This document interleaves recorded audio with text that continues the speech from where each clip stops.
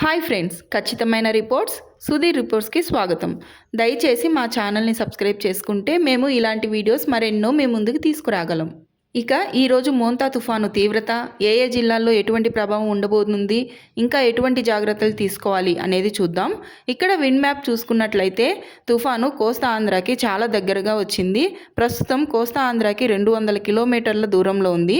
ఎగ్జాక్ట్గా ఈ తుఫాను ఈ ప్రాంతాల్లో తీరం దాటే అవకాశాలు ఎక్కువగా కనిపిస్తున్నాయి. ఇంకా ఇక్కడ రెయిన్ మ్యాప్ చూసుకున్నట్లయితే బ్లూ కలర్ ప్రదేశాల్లో తక్కువ వర్షపాతం, ఎల్లో కలర్ ప్రదేశాల్లో మోస్తరు వర్షాలు, రెడ్ కలర్ ప్రదేశాల్లో భారీ వర్షాలు, వైట్ కలర్ ప్రదేశాల్లో అతి భారీ వర్షాలు సూచిస్తున్నాయి. ఈ అతి భారీ వర్షాలు 24 గంటల సమయంలో 20 సెంటీమీటర్ల పైన వర్షపాతం కురిసే అవకాశాలు కనిపిస్తున్నాయి. ఇక ఇక్కడ తుఫాను గమనాన్ని చూసుకున్నట్లయితే ఈ ప్రాంతాల్లో వర్షాలు కురిసే అవకాశాలు కనిపిస్తున్నాయి. తీరం దాటే సమయంలో గుంటూరు, ప్రకాశం జిల్లాల్లో వర్షం అధికంగా ఉంటుంది. తీరం దాటిన తర్వాత తుఫాను వాయుగుండంగా బలహీనపడి తెలంగాణలో హైదరాబాదు దగ్గరగా బుధవారం అనగా 29న వస్తుంది.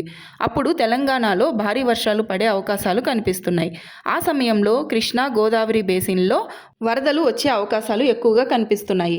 తీరం దాటేంత వరకు కోస్తా ఆంధ్ర, తీరం దాటిన తర్వాత ఈ వర్షాలు, గాలుల సమూహం మొత్తం తెలంగాణ వైపుకి వస్తాయి. ఇంకా ఇక్కడ శాటిలైట్ మ్యాప్ చూసుకున్నట్లయితే తుఫాను ఇక్కడ కేంద్రీకృతమై ఉన్నది.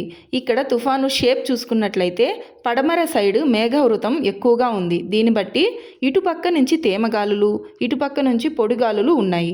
ఇక్కడ చూసుకున్నట్లయితే తుఫాను కోస్తా ఆంధ్రాకి అత్యంత చేరువుగా వచ్చింది. ఈ తేమగాలులు ఉన్న చోట వర్షాలు పడే అవకాశాలు కనిపిస్తున్నాయి. ఇక జిల్లాల వారీగా చూసుకున్నట్లయితే విశాఖపట్నం, అనకాపల్లి, కాకినాడ, ఈస్ట్ గోదావరి, కోనసీమ, వెస్ట్ గోదావరి, కృష్ణా, ఎన్టీఆర్, ఏలూరు, గుంటూరు, పల్నాడు, ప్రకాశం ఈ జిల్లాల్లో ఈదురుగాలులతో కూడిన భారీ వర్షాలు ఉంటాయి. వీటిల్లో 2-3 చోట్ల కుంభవృష్టి ఉండే అవకాశాలు ఎక్కువగా కనిపిస్తుంది. నెల్లూరు, తిరుపతి రీజియన్లో తక్కువ ఈదురుగాలులతో ఒక మోస్తారు వర్షాలు ఉంటాయి. ముఖ్యంగా కోస్తా ఆంధ్ర ప్రాంతాల్లో ఈదురుగాలుల తాకిడి ఎక్కువగా ఉన్న ప్రాంతాల్లో భారీ వృక్షాలు నేలకొరిగే అవకాశాలు ఉంటాయి. పవర్ సప్లైకి కూడా తీవ్ర అంతరాయం ఉంటుంది. రాబోయే 2-3 రోజుల్లో మంచినీటి సరఫరాకి, ట్రాన్స్పోర్ట్కి తీవ్ర అంతరాయం కలుగుతుంది. కాబట్టి ఇక్కడ ఉండే ప్రజలు తగు ముందు జాగ్రత్తలు తీసుకోవాల్సిందిగా కోరుచున్నాము. ఈ వీడియో ఎవరికైతే యూస్ఫుల్లో వాళ్ళకైతే షేర్ చేసేసేయండి. అలాగే నా ఛానల్ని సబ్స్క్రైబ్ చేయడం అస్సలు మర్చిపోవద్దు. Thank you.